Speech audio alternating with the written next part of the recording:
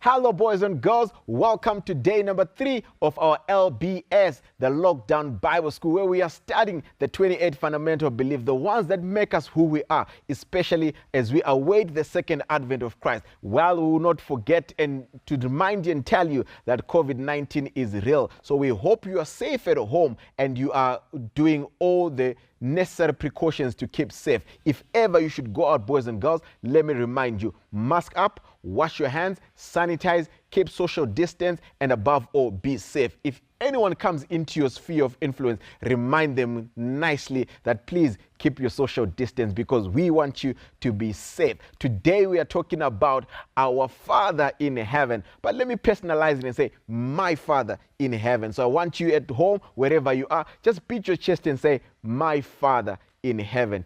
Definitely today we are on lesson 3 and we are looking at the fundamental beliefs that looks at God who is our Father. That reminds us of that beautiful prayer that we always say, our Father who art in heaven. Beloved friends, imagine the excitement that we have when we have our earthly fathers within our homes or just wherever we are. We always feel great. Now imagine above all things that our Father who is in heaven, the one who holds the entire universe in the palm of his hand, we are so glad to call him our Father. So our fundamental belief focuses on God the Father. Come with me to the book. We just want to go to the book of Zephaniah. Zephaniah, I've got an interesting text here that reminds us that God is our Father. And it says in Zephaniah chapter 3, verse 17, Zephaniah chapter 3, verse 17, remember, the sharpest mind cannot be sharper than the faintest pen. So I hope you are writing these verses down and you are writing these beautiful lessons that we are learning in this Lockdown Bible School. Lockdown Bible School. The Bible says, the Lord your God is with you. You will rest in his love. He will sing and be joyful about you. What a God who is with you, who will allow you to rest in his love, who will sing and be joyous above everything over your life. So this is the God that we worship. He is such a great God. He is such a powerful God, a loving God that you do anything for his children. What are we talking about when we learn about our God who is in heaven? Our God who is in heaven. Well, another text to consider is one we find in the book of Galatians chapter 4, verse 4 to 5. Listen to this. But when the fullness of time had come, God the Father sent his Son so that we might receive adoption as sons. That's from Galatians chapter 4, verse 4 to 5. What is the central or the treasure that we find in the third fundamental belief about God, our God who is in heaven? It is very important that God, the everlasting Father, is the creator of the universe. He is the source, he is the sustainer, and the Lord of all creation. God coexists and shares his character with Jesus, his Son, and the Holy Spirit. Wow. What a God. What a God. Listen to this. He is the everlasting Father. Well, he is there for us from eternity to eternity. More than that, he is the creator. He is the source and the sustainer of our life. Well, I like the story of Abraham and his son Isaac, where we find that God is God Jehovah Jireh, the Lord who provides, the Lord who always wants us to have the things that we want. And above all, our God the Father coexists with Jesus the Son and also the Holy Spirit, as we learned yesterday in 1 + 1 + 1 = 1. That's what we learned today. But today we are focusing on God the Father. You see, if you go to Galatians chapter 4, verse 4 to 6, as we are reading, God is referred to as the Father of Jesus. He is the Father of all creation and much more the Father of all who believe in him. Through faith in Jesus Christ, all people are adopted into the family of God. wow, what a situation, what an experience for us to call God our Father, because God sustains us and God gives us everything that we need. Whatever we ask of him, God will do it for us. Remember the promise that we find in the book of Matthew. It says, if our earthly fathers, when we ask them for the things, they give it to us, what more our heavenly Father? I mean, remember, when you ask your dad to buy you bread, or it could be some scones, or even ice cream, the things that we love, they do that for us. But imagine our Father who is in heaven. When we ask of spiritual things, God is able to do that for us. And one of the things that God has done for us is he has given us his Son, Jesus Christ, that we might have life and have it in abundance. That's how beautiful our God is, and that's how God has loved us so much that he gave us the very best. And the best, of course, is his Son, Jesus Christ. What more can we learn from our Heavenly Father?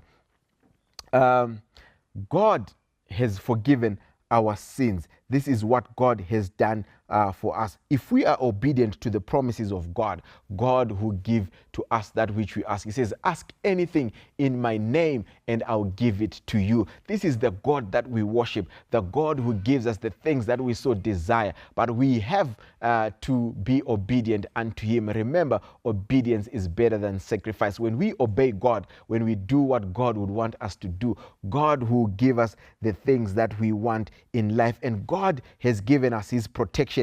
Look at Psalms chapter 51. You remember the story when David is telling us how God has actually protected him even from sin and all the wiles of the evil one. So God is our protector, and God is our provider, and God is everything that we desire in this life that we live. And God wants to relate with his people. That's why he has given us the gift of his Son, that we might experience his love in this life that we live. And how did God finally demonstrate his love towards us? That while we were yet sinners, he sent his Son to die for us. That's how much God has loved us. Remember John 3 verse 16, for God so loved the world that he gave his only begotten Son, that whosoever believes in him should not perish but have eternal life. Wow, what a God who has loved us so much that he gave us his very best. And he says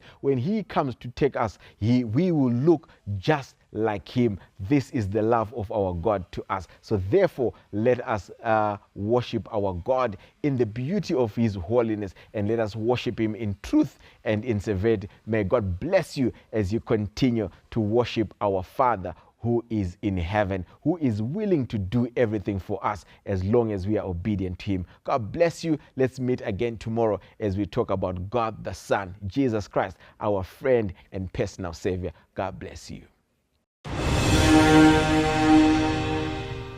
Petone muchinjiko panetsime kwaro mvura yekurapa iyo yava kuna Jesu.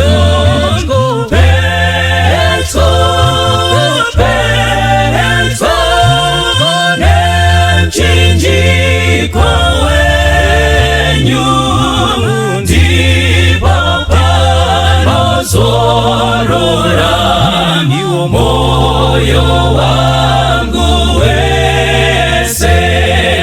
Petone muchinjiko mutsawandiwana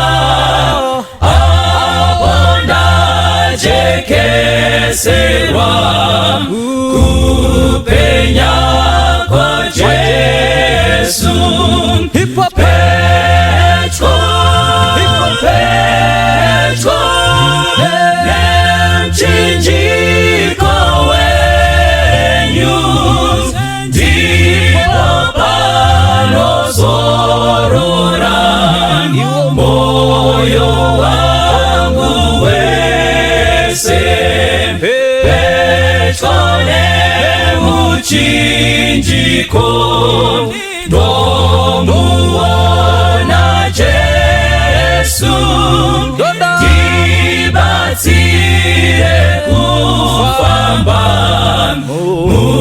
mavute awo.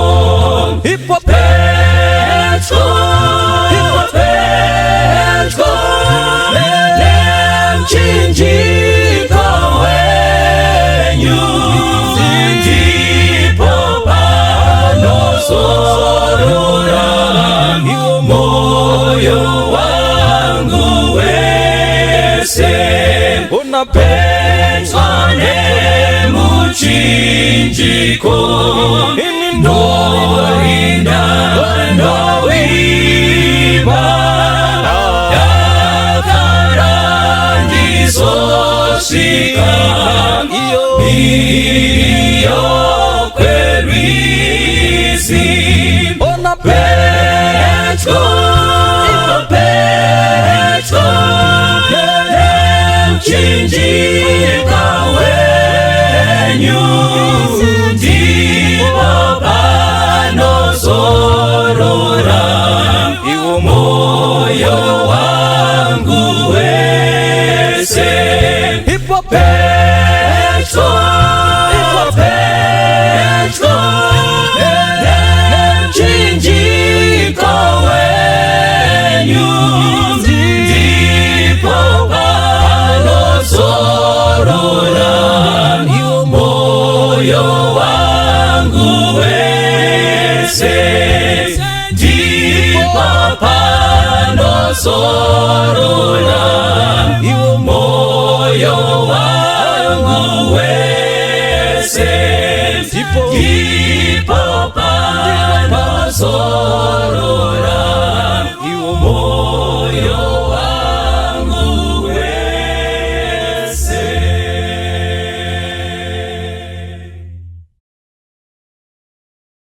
Makadi vanhu vaMwari, tinokutendai nemukana watapiwa tidzidze soko raMwari, zvimwe zvaJesu. Panguva ino musoro wenyaya unoti rufu runodadisa.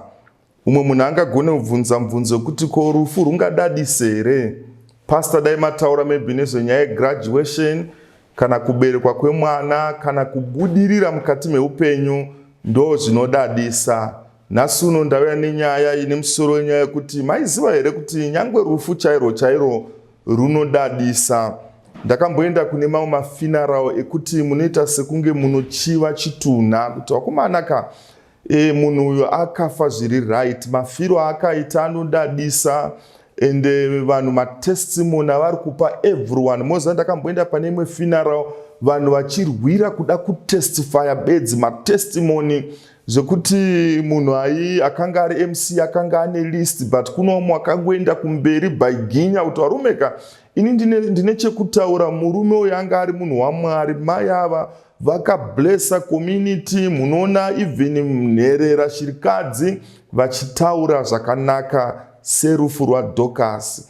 Dorcas afa, vadzidzi vane point yavakasvika yekuti vakati warumeka uru rufu uru runodadisa, uyu anofanira kutoti amutswe kubva kuakafa. So musoro wenyaya uri kuti rufu runodadisa.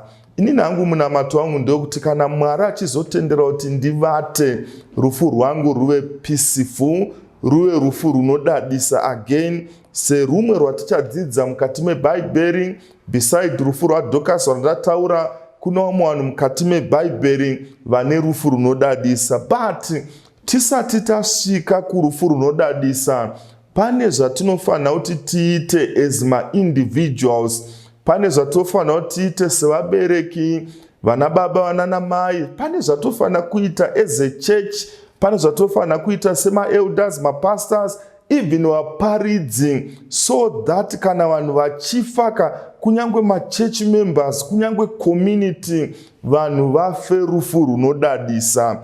Kuna Luke chapter 2 verse 22, Bhaibheri rinoti zvino mazuva ekuzvinatsa kwavo nomurayiro waMozisi akati apera, vakaenda naye Jerusarema kuti vamuise pamberi paShe.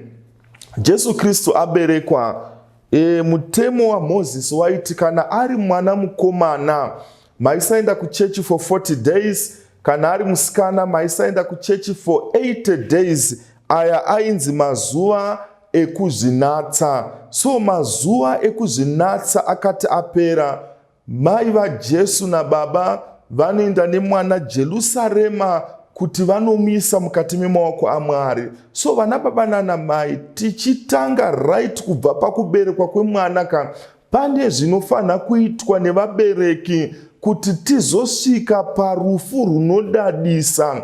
Vabereki vaJesu chicha vakaita, vakaisa mwana mukati memaoko aMwari. By the way, kubva kuGalili kwavakanga vari kuNazareth kuprovince kumusoro kuti vaende kuJerusarema idistance yakareba, vabereki vane zvavanoinvesta mumwana kuti mwana kana achizofa afe rufu runodadisa. Ndanguya zongotaura kune vanhu vakanditeerera kuti parenting iministry yakakosha. I know kuti vanhu vakawanda vada kuti vamhanyise vana vavo kuzvikoro either Northwood primary vachinetsana nematicha maheadmaster. Chikoro chekutanga chinowanikwa kumba. Bhuku rinonzi Desire of Ages rinoti akava mudzidzisi wekutanga kuna Jesu Kristu ndimai vake. Vaimudzidzisa nezvemiti, vaimudzidzisa kunyangwe soko raMwari. By the way, vanotaura vanoti vana namai naturally vanoflowa. Mukatora murume asiri trained kutaura nemukadzi asiri trained kutaura, munoona kuti vana namai naturally vanoflowa. Mwari akazviita for a purpose. Many a times ndimunenge mune vana muchidzidzisa vana shikiro dzeupenyu, so kuflowa Mwari kwaakatipa purpose yacho haisema kuwa. Ipurpose yekudzidzisa vana, yekuvadonongodza nekuvatsimbidzira soko raMwari. Proverbs chapter 22 verse 6, Bible rinotaura rovedzera mwana nzira yaanofanira kufamba nayo. Kunyangwe akanga akwegura haangabve pairi. But inyaya yeparenting haisi kuuya bedzi kuna namai. Even vana nababa vane role yavanofanira kuti vaplay. That's why ndinigara nitaura nyaya yemurume anonzi Samson. Samson aberekwa, oro even before asati aberekwa, ngirozi inotanga kutaura namai. Baba vanoramba, kwete kuti vakanga vasingatende. Vanoti iye wacho atanga kutaura newe iyeka, ngauye ataurawo kwandiri, nekuti panyaya yeparenting ini sababa ndoda kuti nditore role. Denga ndobva ragara pasi, ndobva ratoona kuti anyaya yawo mai. Baba vari kuti naivo vada kuudzwa kunzi mwana we acharerwa sei, zvinhu zvaasingafaniri kudya, zvinhu zvaanofanira kudya. Mutumwa ndobva auya, ndobva asvika mai vari vega. Mai ndokubva watomhanya zvikanzi uya wekumbotaura neni auya. Baba ndobva wazonzwa kuti mwana anofanira kudai kudai. In other words, Manoa anga ari munhu waMwari, ari kuti panyaya yeparenting neniwo ndine role yandofanira kuplaya. Saka Joseph naMary vari vaviri vakaenda Jerusarema. So ndiri kuti kuna nababa, nyaya yeparenting haisi yamai bedzi. Kuna mwana nababa yokuti havatozive kuti zvinhu zviri kufamba sei. Vamwana nababa mukavabvunza kuti mai mwana uyu ari grade 1, unonzi waitara grade 5, mai voti hamunyareri, unonzi sorry grade 7, unonzi wakomana baba ningiti. They don't even know kuti zvinofamba sei. Maiziva here kuti kuna mwana nababa zvinhu zvinongoenda zvega.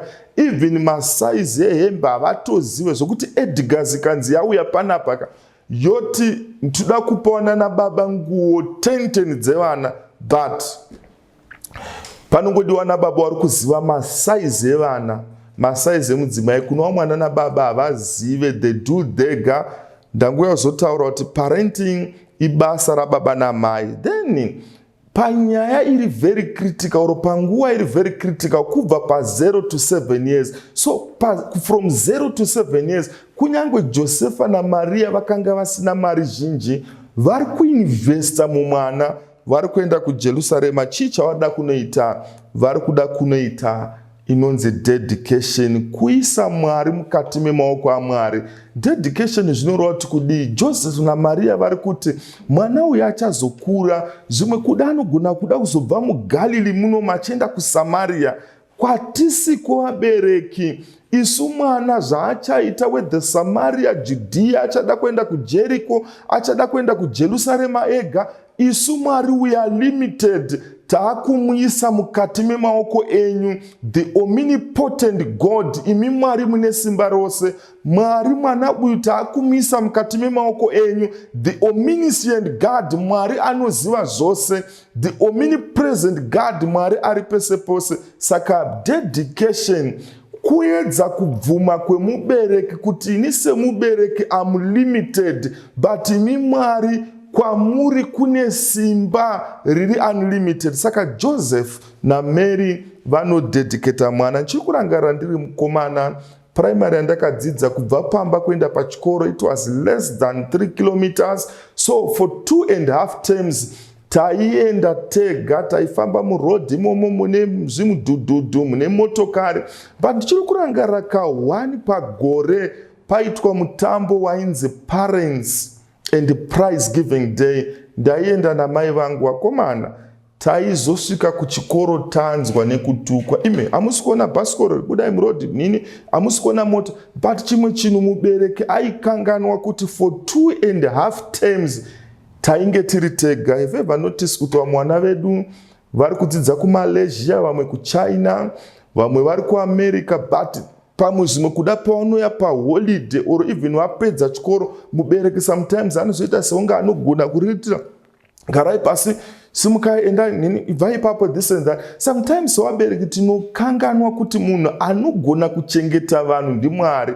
Yes, chipuka chinova munhu ndo chinononoka kurumurwa. Dzimwe mhuka that same self day dzaberekwa dzenza dzakutogona kumhanya, dzakutofura, but munhu anotora time. But beside that, nguva vabereki yamunopedza mune vana ishoma kupfuura vana yavanopedza vari voga. So kupedza nyaya iyi, Bhaibheri rinotaura Joseph na Mary vanoisa mwana mukati memaoko aMwari. I know, I'm sorry to say this, time is very critical, 0 to 7 years. I've seen vanana mai vamwe vanotsvaga musikana webasa, zvimwe kuda kumusha, umwe wacho haatonamati because hamusi kuda kubhadhara musikana webasa mari yakawanda. Vamwe wacho vanotaura vulgar. Time iri critical. Maiziva here kuti zvinonzi brain cells amwana from 0 to 7 anograspa zvinhu because ada kudevelopa language, anything, ada kuziva kuti world yandauya yakamira sei. Akudzidziswa zvinonyadzisira nemusikana webasa. Mushoti language yakaiwana kupi, takatadza patime iri very critical. That's why mama religions vachiti tora ndipe mwana from 0 to 7 years, ndikamurovedzera ahabve pachinamato chandakamurovedzera pamakore iwawo andataura nezvake. So mai vaJesu vakanga vari murayiridzi, baba vachibatsira apo neapo. Ngatione results ezvakaitika. Luke chapter 2 verse 52, Bhaibheri soko raMwari rinoti Jesu akaramba achienda mberi pakuchenjera nepakukura nepakufadza Mwari nevanhu. Vhesi randataura iri ndo inonzi image yaMwari, imago Dei, image. So Jesu akaramba achienda mberi pakukura mentally, physically, spiritually, socially. Ndo results ari kubuda pavhesi rekupedzisira mushure mekunge vabereki vaita roho yavo. Musoro wenyaya musakanganwe uri kuti rufu runodadisa. Sometimes kuna vanhu vakanditeera, it's not just the end. Unonzwa vanhu vachitaura imwe philosophy yekuti the end justifies the means, but I want to believe kuti the means justifies the end.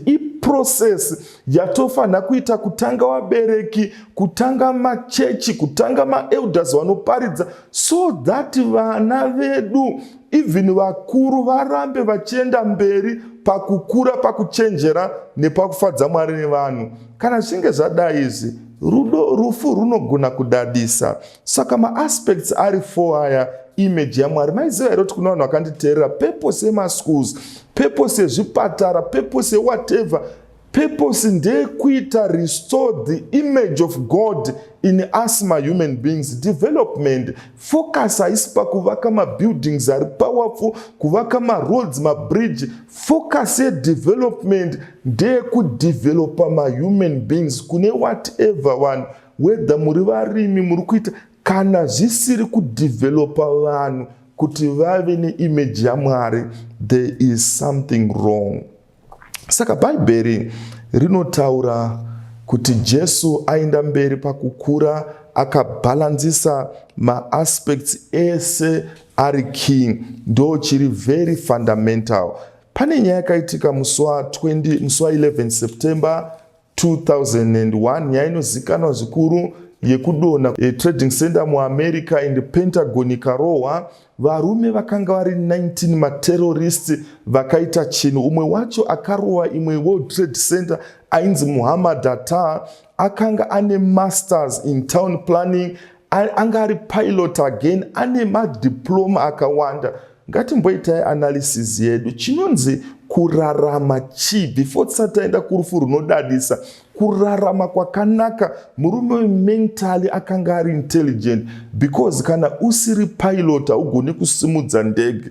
Anga akadzidza ane madegree town planning, aitoziva kuti ndege tinogona kudiveta sei. So mentally sharp and physically akanga ari munhu kaane utano hwakanaka. That's why akagona kujamba mundege ndobva abvisa vakanga varipo. Kana pane mapurisa ndobva whatever, kana vanga vane saka physically 100%.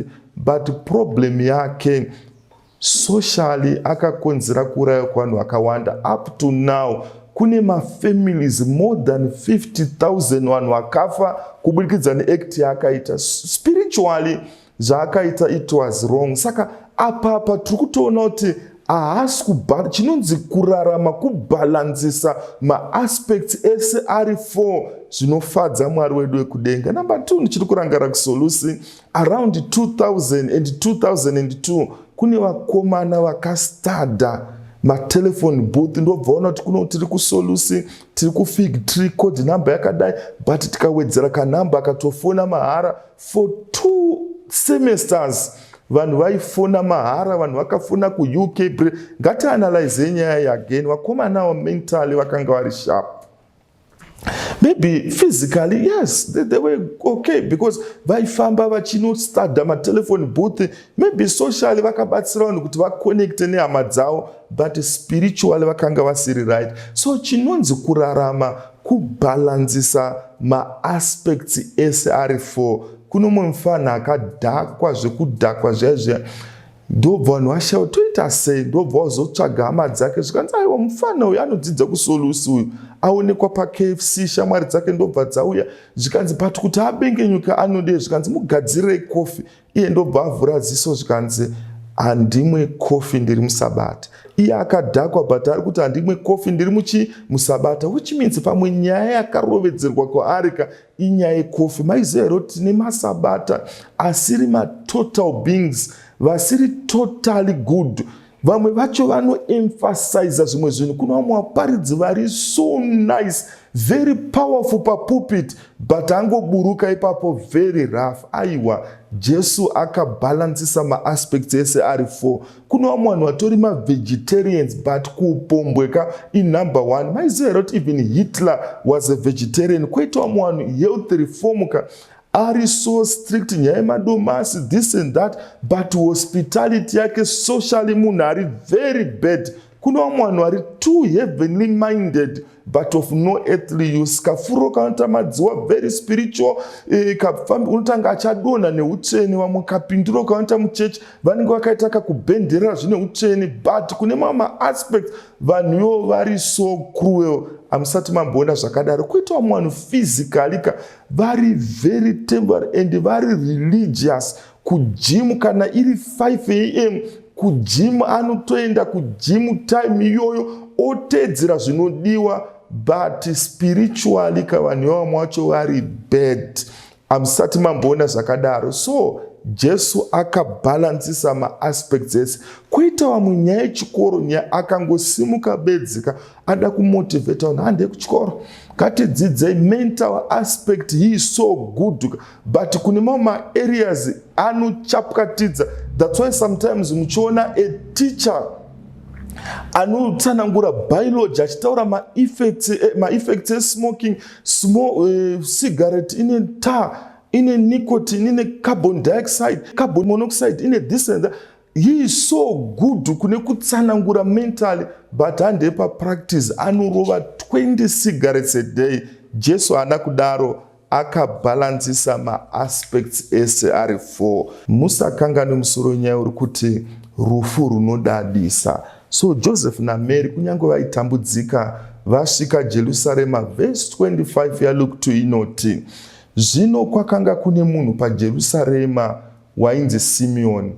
Waiva munhu wakarurama, waida Mwari, waitarisira kunyaradzwa kwavaIsraeri nomweya mutsvene wakanga anaye. Katianalyze verse 25. Zvino kwakanga kune munhu paJerusarema, mukaona pain of inspiration ichirangarira kuti muJerusarema muHarare kwamutare kubhindura kukadoma kune munhu waMwari. Mwari ngaakukomborere, uri munhu waMwari. Maiziva here kuti as I'm speaking denga riri kuziva, nyange vanhu vangatadze kuziva ka, even pastor pavanoparidza havambofa vakakupika ka, denga rinoziva kuti muHarare kwamutare kuChinhoi kune munhu waMwari. Saka Bhaibheri riri kuti muJerusarema makanga mune munhu waMwari ainzi Simeoni, waimirira, waiva munhu wakarurama. Pain of inspiration iri kuunderline kuti munhu wakanga akarurama, waida Mwari, waitarisira kunyaradzwa kwavaIsraeri. By the way, murume uyu anoratidza kuti akararama mu-intertestamental period. Kubva pana Ezra Nehemiah to bhuku raMatthew pane 430 years of silence. Munguva iyoyo zvinhu zvakaoma, because bhuku rinonzi Desire of Ages rinotsanangura kuti Jesu akaberekwa vanhu vari panguva yekudzikira spiritually. Vakanga vane mufananidzo wekunamata bedzi asi simba vasina. But kunyange zvakadaro, Bhaibheri rinotaura nheyo dzaMwari dzakasimba, dzinomira dzine chisimbiso ichi. Mwari anoziva vanhu vake. Kunyange murume uyu akararama munguva yerima yakaoma zvakadaro, Mwari paita sekunge akanyarara, murume uyu aitarira kunyaradzwa kwavaIsraeri. Aitarisira the desire of all nations anova Jesu. Verse 25 isati yapera hanzi nomweya mutsvene wakanga anaye. Chimwe chinonzi kurarama, maqualities ari paverse 24 tikawana vana waMwari tiri right. Verse 26 hanzi iye wakanga aratidzwa nomweya mutsvene kuti haangafi rufu asati aona Kristu washe. Kurarama taona maaspects aya 4. Akomana chinonzi kufa kunodadisa, kudzwa nemweya mutsvene kuti haungafi kusvikira waona muponesi Jesu. Kune vanhu vakanditarisa, I'm talking kune preachers are very powerful. By the way, kune vanhu kune vanhu vaiparidza, kune vanhu vari kuparidza, kune vanhu vachauya vanoparidza. But Bhaibheri riri kutaura kuti beside kuparidza kwatiri kuita, kwatichaita kwakaitika, kana pane chinhu chinodadisa pasi pezuva, kufa, rufu rwekufa uri mukati memaoko aJesu Kristu. Kune maticha aiticha vaityora chokoka zvekuti mainakidzwa nekuticha kwavo. Vamwe vacho vaishandisa manotsi, kana iri history vairuwa nemusoro. Mwari ari kuti it's fine, but kana pane chinhu chinodadisa pasi pezuva, rufu rwemunhu anofira ari mukati memaoko aMwari. Kune vanhu vakatamba bhora rinomwisa mvura, vamwe vakapiwa manickname akawanda, vana monitoring force, vana dzungumen, vana flying sauce, vana narazor man, vana zvese zviri right, yes. But kana pane chinhu chinodadisa pasi pezuva, rufu rwemunhu anofa ari mukati memaoko aMwari. Bhaibheri riri kutaura murume uyu akanga akaudzwa nemweya kuti shamwari iwo haufeka kusvikira waona muponesi. Vakomana ininika, kana rufu ruchizouya ndoda kuti ndife ndasarudza murume anonzi Jesu. Murume anonzi Jesu ange ari mukati meupenyu hwangu achikontrola zvese left, right and center. Vakomana, pane rumwe rufu runonyadzisa rwandoda nditsanangure nezvaro. Pane pamwe pokuti umwe munhu kana achinge afaka, vamwe vakafa vachizvisungirira, harisi rufu runonyadzisa. Unoisa vafundisi pataiti, vaparidzi, unosvika kuti wotaura nyaya ipi, ukataura kuti don't worry, musachemese vanhu vasina tariro, tsuri, mobva maona kuti but still munhu wacho anenge akazvisungirira.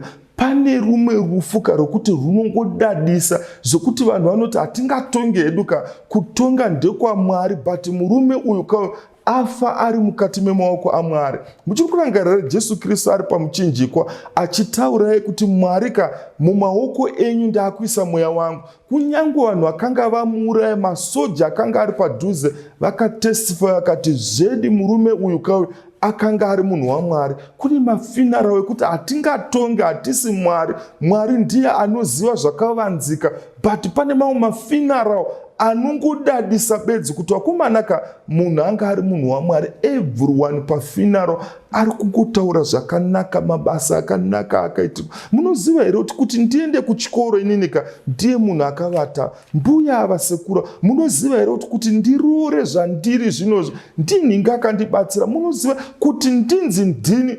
Everyone ada kutestify rufu runodadisa. So Bible soko raMwari, murume uyu akanga akaudzwa nemweya. Pane mavhesi andiri kuda ari pasi andoda ndiverenge.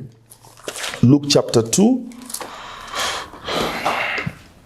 verse 27 inoti iye wakauya mutemberi nomweya. Underline that. Murume uyu akauya kuchechi nemweya. Umwe mubvunzo wandoda ndibvunze ndokuti tiri kuya kuchechi, but mweya rudzi watinoya nawo kuchechi. Kuna mumwe anouya nespirit yekukompeya kuti no dress rangu riri nane kupfuura iro. Kuna mumwe ada kukombeya again kuti muparidzi we-this week newe-last week anga ari nane ndeupi. Kuna mumwe anouya nespirit yegodo, ruchiva. Uyu chakaita kuti akomborerwe aone muponesi akauya nemweya mutsvene kuchechi. Maiziva here kuti chechi imwe chete vamwe vanobva vachitaura kuti wakomana ini ndableswa, ndakomborerwa kubva pasabhasku endi ndafarira mabatirwo aitwa sabhasku. Divine service yacho listen yemaskatika ini ndableswa. Yeti same church, same building, same mabhenji. Umwe anobva achitaura kuti kuchechi kwacho kwangu chibohwa ende zvinhu zvacho zviri kungobohwa. But chakaita kuti uyu munhu akomborerwe akauya nemweya mutsvene kutemberi. Zvino vabereki vakati vachiuya nomwana Jesu kuti vamuite nomutoo murayiro. Idedication iri kutaurwa. Akamubata mumaoko ake akarumbidza Mwari achiti, zvino tenzi muranda wenyu ngaaende hake norugare sezvamakareva, nokuti meso angu aona ruponeso. Verse 30 rwenyu rwamakagadzira pamberi pevanhu vose, chiedza chekuvheneka vahedheni nokurumbidzwa kwavanhu vevaIsraeri. Statement yandiri kuda paverse 29 iri kuti muranda wenyu ngaaende hake. Mawedzi ari kutaurwa nemurume ari kuti nyangwe ndikafa it's fine, muponesi ndamuwana. Maiziva here kuti kana munhu achinge asarudza Jesu ahatye kufa, ahatye rufu. That's why David even aitaura kuti Mwari nyangwe whatever happens it's okay as long ndiri padombo rinova Jesu Kristu. Mandawanika song kavanoimba hanzi ndi Jesu uri buwe redu, ugaro wekuhara. Jesu ndiye dombo redu, inzvimbo yekuwanda. Hazvina basa zvinhu zvingaomese as long uri mukati memaoko aJesu Kristu hapana chaunotya. Maiziva here kuti kana munhu ari muna Jesu mastatements emurume ari kuti nyangwe nhasi chaiye Mwari mukati ndife zvafanira kuti ndife because ndamubata muponesi. Hanzi Paul vachienda kunomuuraya aisatya kana kukahadzika, aifamba lakadezikali. Haisi step yemunhu ane fiyo ngada kutiza, ari kutofamba ane peace of mind because aiziva kuti nyangwe akafa igain. Actually mukaverenga rimwe bhuku ronzi Desire of Ages rinoti later on, I think papage 50, Satani akazoona kuti akomanaka vanhu vatiri kuuraya ava nyangwe vakafa nhasi resurrection morning is coming. So hapana zvatiri kuita, ngatitotangai spiritual persecution yekureduce time yekunamata, yekubvisa what is key, because kuvauraya kwatiri kuvaita kuri kutoita kuti vaswedere pedyo naMwari. Even Jesu Kristu paanouya vanokumbana naye. Saka hanzi Paul vari kuenda kunomuraya, face yake yakanga ine peace, peace like a river. Hanze bangara nero rauya pahuro, ndo paanotaura kuna Timoti, inzwaiwe Timoti, Mwari watinonamata agere pachiedza chisingasvikirwe. Munhu agone kusvika mulanguage yatinganzwe. Pana Mwari pane high voltage yemagetsi, haugone kusvika ipapo. But don't worry Timoti, ndarwa kurwa kwakanaka, ndamirira korona yandichapiwa naJesu, kwete ini bedzi ndega, but nevamwe vacharara mazuva ekupedzisira, kunyange mazuva ekorona, kunyange mazuva ematambudziko. Ndangozotaura, don't worry, pane rufu runodadisa, rufu rwekufira mukati memaoko aJesu. What about John Huss achipiswa ane kasongo kaaimba, ndafanana nemufambi adokerwa, dima randibata, kunyange zvakadaro tenzi ndinoimba pedyo nemi. Shamwari yake yainzi Jerome ambotiza nemakomo eItali, anodzoka after 3 weeks anoti, I cannot betray my Lord. Anoiswa pasteke, anotanga kupiswa tsoka makumbo, na iye ane kasongo kaaimba, ndafanana nemufambi adokerwa, dima randibata, kunyange zvakadaro tenzi ndinoimba pedyo nemi, ndinomira pedyo nemi nyangwe zvikaoma sei. Ndangozotaura kuna baba nana mai, rufu runodadisa, kufa uri mukati memaoko aJesu. Kuna vanhu vakaita zvinorova, vamwe vairidza ngoma kazviriko zvokuti vanhu vaita kumana muno muvillage ka mubhuku rinori kune vanhu vanoridza ngoma ka, but kana vari baba matanda vari kumberi, yes, wakaita zvinorova. Kune vamwe vanotonzi mahey days, hakuna mbiri inopfuura ka kufa rufu rwemuKristu, mufi anofa ari mukati memaoko aJesu. Because whatever zvatakaita pasi pezuva, Bhaibheri rinotaura mabasa edu anotitevera. Jesu ndeumwe anofa rufu runodadisa, peaceful. Vakomana sezvandataura ka, kune mafinara wekuti kunogona kuuya vamwe vakadzi vachitaura kuti anga ari murume wangu, ndiri kutodawo sheya. Vamwe vana vouya zvoti mungagone kuramba kuti hasi mwana wepoka, but mukatarisa vana ivo nevamunawo vana ka, munoona kuti matwinzi. Rufu rwacho runenge ruri chaos. Vakomana, kune vanhu vakanditeerera vanotaura vanoti magumo akakosha kupfuura mavambo. I don't know chii chakaitika, maybe process yandatsanangura kukura pamweya, papfungwa, even socially, zvinogona kunge zvisina kuitika kwauri, but pane mukana sembavha pamuchinjikwa, ndeimwe inofa zvinodadisa. Upenyu hwake hwose akanga ari gororo, but last minute is very important. Pa last minute murume uyu anoti kuna Jesu, musandikangane muumambo hwenyu, kana makuuya remember me. Vakomana, rufu iri runodadisa. Pane umwe mufundisi ainzi Pastor Michael Chigogora, very powerful. Mufundisi uyu ndaimuda tichikura, he was powerful, achirova nyaya yeprofesi. I know tikaenda kuma youth camp, I still remember youth camp ya 97, 98, murume achirova very powerful. Musi wa 20 January 2001, pastor vakanga vasiri kunzwa zvakanaka. So musi wa 20 January tiri kuchikoro, saka angari chaplain wainzi Pastor Daniel Chunga, ndobva zvanzi pane pada kuitwa anointing service. So kune vari kuita ministerial practicum, munogona kuatenda this anointing service, just kuti mungoona kuti anointing inoitwa sei.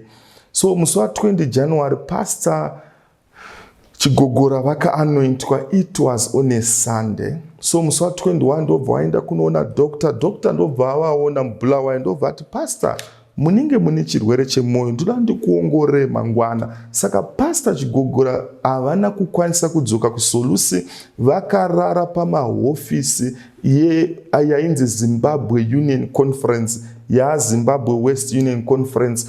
Varipo kuma around 7, ndobva vakwira masteps, ndobva vaita sekunge vadona, ndobva vatry kukwira masteps vachida kutoenda murumu wavo, ndobva vadona, ndobva vafa. Musi wa 23 January 2001 takavaviga pastor kunzvimbo inonzi Chivi. Vakomana ka, kana pane rumwe rufu rwaidadisa, yes, rufu ruri painful. Kana pane rumwe rufu rwaidadisa, rwakanga ruri rufu rwemurume uyu. wakanga uri musi wa23 January 2002, not 2001 but 2002. Tachera guwa muchibuda mvura yanga rain season, ndobva taviga munhu waMwari, but everyone akanga ari pafuneral, though munhu waMwari anga ararama 29 years only, but impact yaakaita even up to now, vanhu vaakainspire kuti vapinde ministry, there are so many. Munoziva everyone matestimony akanga achitaura powerful, and over and above all, munhu waMwari akafa mushure mekunge anointwa the previous day, ari mukati memaoko aMwari. Munoziva pane pamwe pokuti munongochiva so even chiri chinhu chisingafanira kuti uchive, kungochiva mufi nezvakanaka vanhu zvavakanga vachitaura. Everyone, vanhu vari kufamba, vanhu vari kudya, everyone akanga angori netestimony yemunhu waMwari. Mukupedzisira sangano dzvene raMwari pane musikana ainzi Kero. Musikana uyu mai vake vaiuya kuchurch, but for 17 years Kero achiberekwa mai avakanga vasingachauye kuchechi. Kero was 17 years, saka anambointroducwa zvekuchechi. Mai vake vakanga vachimodhela muCalifornia, naiyewo Kero akapesira akumodhela ane mukurumbira. Mai vake vakamuendesa magroup eschool, primary, secondary, akapesira ane mukurumbira unopfuura mai. Akuzikanwa mashows muCalifornia, achibuda paTV, paradio, achidaidzwa kumaconcert. She was powerful and dynamic kupfuura mai. Maiziva here kuti panyaya yeparenting yanambotaura, zvinonzi vana kana vakuuya vanowedzera. Kana zviri zvinhu zvakanaka zvatanichita, vanowedzera more energy. Kana zviri zvinhu zvakaipa, vanowedzera energy. David anga ane vakadzi 10, Solomon akawedzera energy, anga ane 1000. Saka mwana uyu Kero akanga akumberi. Achienda kune imwe show, anopinda munjodzi yemumugwagwa yakanga iri very serious. Mai vanoudzwa kunzi mwana aita accident, vasvika pasite vakatonzi aendeswa kuchipatara. Vachisvika ropa rakanga richibuda, madokta vari kuedza kunama mabhandiji kuti ropa risabude. Mai vanokonfuzika. Chinhu chavakatanga kufunga ndiPastor Robinson, akanga ari pastor paCalifornia. Vanomufonera, pastor mwana aita. Pastor vanoshauta kumana vapfeka vamhanya kuchipatara chaiva. Vasvika madokta, Kero ari pamubhedha. Hanzi pastor, munoziva mapastor anosvika pakugumirwa, vashauti wonamata woita sei? Pastor vagumirwa vari kushauti ndonamata ndoita sei? Pastor vachida kuti vataure something kuna Kero. Kero anoti, pastor, don't waste your time. Ndiri kuzvinzwa mukatikati menyama kuti gurudza rerufu rasvika. Ndiri kutozvinzwa kuti upenyu hwangu huri kuramba uchipera zvishoma nezvishoma, ndada kufa. Chandiri kungokumbira munhu waMwari, teach me how to die. Mai vangu vakandiendesa kugroup eschool, primary, group eschool, secondary. Hapana chavasida kundidzidzisa kumodhela computer. Vakandiudza kupfeka zvakanaka, zvese maaspects vakandiudza, mental, social, but spiritual aspect over and above all. Mai vangu havana kundiudza kuti rufu runodadisa rwakamira sei, because pane zvinhu zvese pastor ndaida kuita number 1. That's why ndine mukurumbira kuchikoro, I wanted to be number 1, kupfeka number 1, hairstyle ndaida kuita number 1. So ndiri kuda rufu runoita kuti ndive number 1. Pastor Robinson, teach me how to die.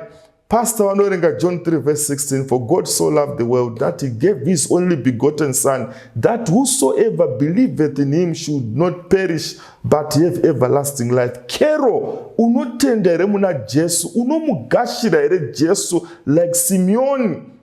Zvikanzi naKero, pastor, Jesu ndinomugashira. Kana riri rufu runodadisa, ndinomuda Jesu. Hanzi Kero anobvuma. Pastor vanobata ruoko rwaKero rwakanga rwakubvunda, anobata mai Kero, vanonamata. Vari pakati pekunamata, Kero anofa.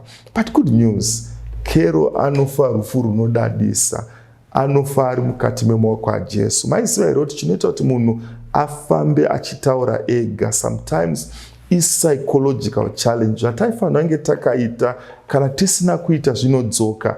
pane last stage inonzi ego versus guilty. Kana takaita zvakanaka tinongoita ego yekuti tindakaronga stand, tindakawanina. That's why mukona kuti vanhu vanenge vakura mainly nyaya dzavo it's the past. Ndindakaronga this, ndindakazodai. Simeoni akafa ego. Kuna vamwe vanhu vanofa kupopota, vamwe vanofa kutuka vanhu, vamwe vanofa kutaura zvinonyadzisira. Takamboenda unoona mumwe munhu airwara achitaura torai mazoe, munotora matombo ekunjanji mosanganisa nedovi mondipa ndodya. Kuna vamwe vanofa mentally disturbed. Rufu runodadisa irufu rwaJonas, rufu rwaPastor Michael Chigogora, rufu rwevatsvene, rufu rwaSimeon. Ari kutoti nyangwe ndikafa it's okay. Varipo vari kuti pastor toda rufu runodadisa.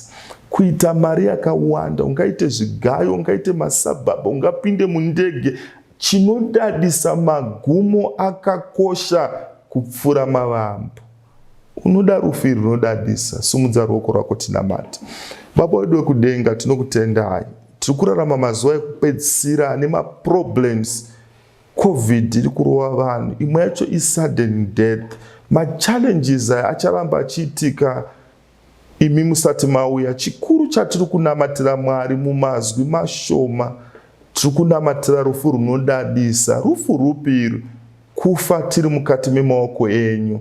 Harisi rufu rune chikafu chinosevwa neketering. Harisi rufu rune motara dzakawanda. Rufu rwekufa tiri mukati memaoko enyu. Ndo rwatinonamatira. Mwari tikomborere nekuti blessa. Nezita raJesu ndonamata. Amen. Shevenekai penyo wangu, nanganizai shezandiri. Ifrenekai pandakashiba, monipe simbara kukurira.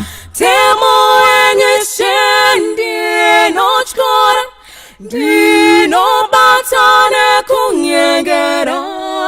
Upenyo wangu wazara nezivishi ndipewo kucheneswa. Shevenekai upenyo wangu, nanganizai shezandiri.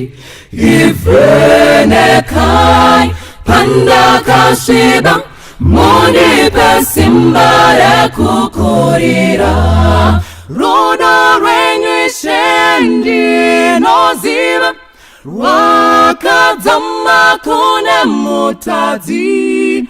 Ropa renyu rogezesa zvivi, shendi sambe ndigochena.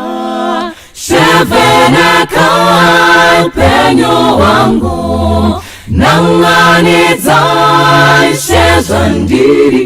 Ifrenekai pandakashiba, monipe simbara kukurira. Shevenekai upenyo wangu, nanganizai shezandiri. Ifrenekai pandakashiba, monipe simbara kukurira. Shevenekai upenyo wangu, nanganizai shezandiri. Ifrenekai pandakashiba, monipe simbara kukurira.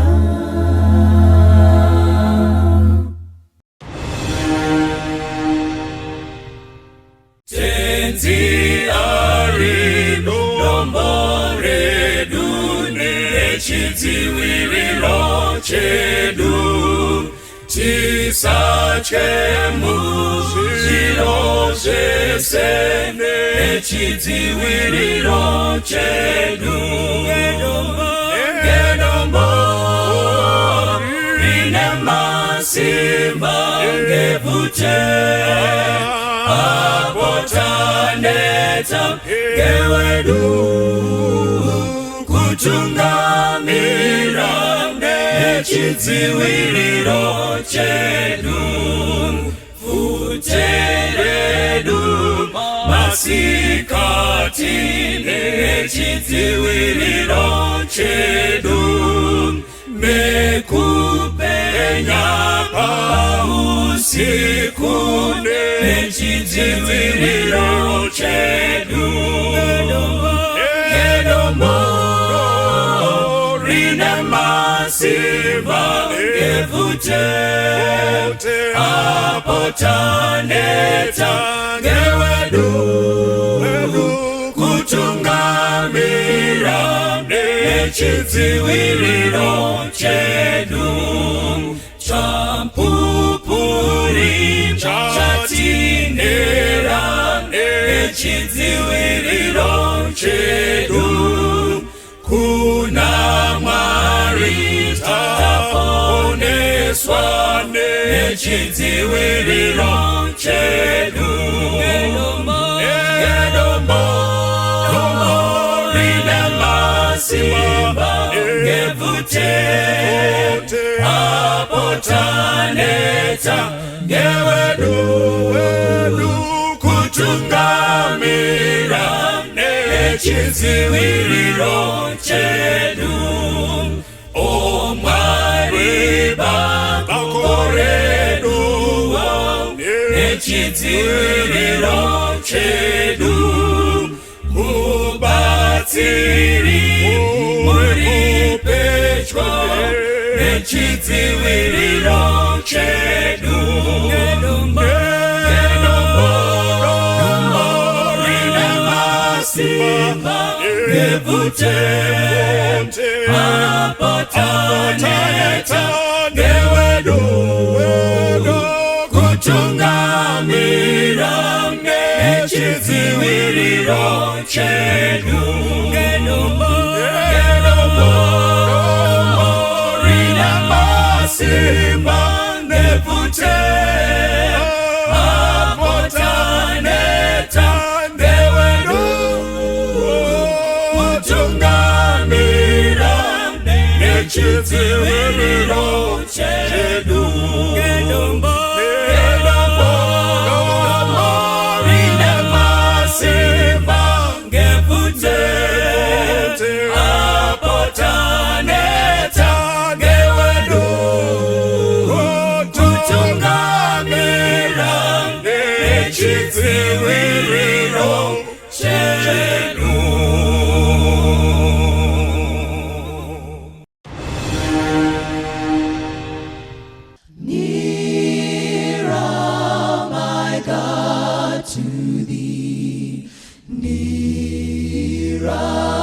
To thee,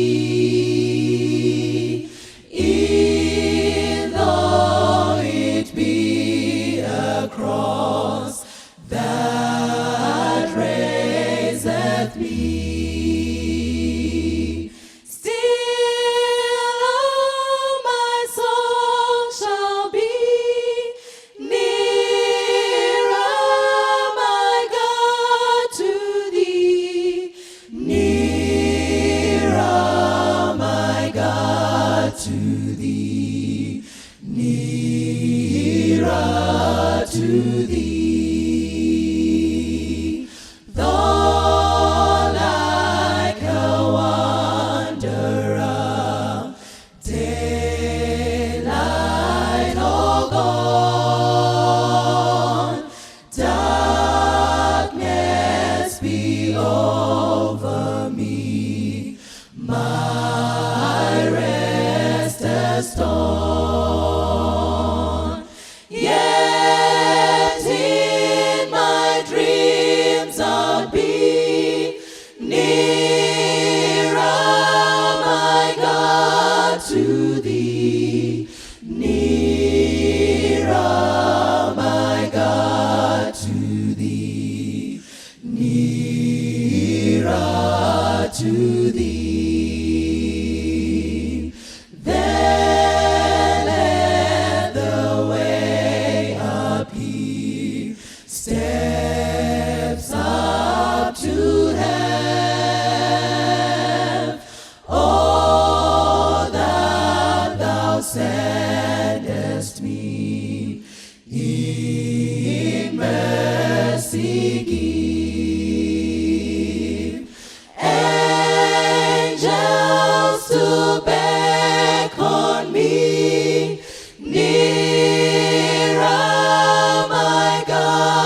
to thee, nearer, my God, to thee, nearer